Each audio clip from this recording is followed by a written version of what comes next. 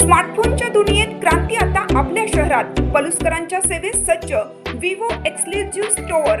आता विवोची superfast T series आणि गेमिंगसाठी जबरदस्त आयक्यूचे सर्व लेटेस्ट मॉडेल्स आता आपल्या पलुसमध्ये उपलब्ध. नको बजेटची चिंता, आमच्याकडे फायनान्स सुविधा. तर वाट कसली पाहताय, आजच भेट द्या. देशभूषण शीतल सावळवाडी यांचे Vivo exclusive store, Meenakshi Chitramandir जवळ, तासगाव रोड, पलूस. संपर्क 94 21 22 42 54 किंवा 91 72 57 16 27. जिल्ह्यात 30 मार्च ते 4 एप्रिल पर्यंत वादळी पावसाची शक्यता.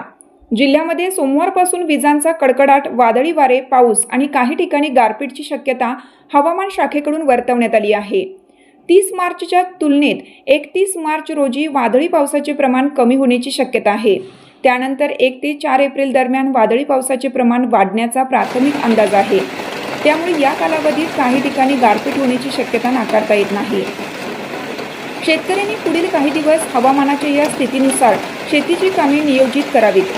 सध्या रब्बी पिकांची काढणी सुरू असल्याने काढणी केलेली पिके सुरक्षित ठिकाणी साठवून ठेवावीत किंवा झाकून ठेवण्याची व्यवस्था करावी. तसेच वादळी वारे, पाऊस आणि संभाव्य गारपीटपासून पिकांचे नुकसान टाळण्यासाठी आवश्यक ती खबरदारी घ्यावी, असे आवाहन कृषी विभागाकडून करण्यात आले आहे.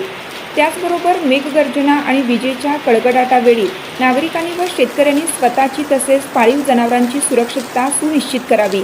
अशावेळी झाडाखाली, टीन शेडखाली तसेच विद्युत ट्रान्सफॉर्मर, वीज खांब आणि विद्युत वाहिन्यांच्या जवळ उभे राहणे टाळावे, असंही आवाहन करण्यात आलं आहे.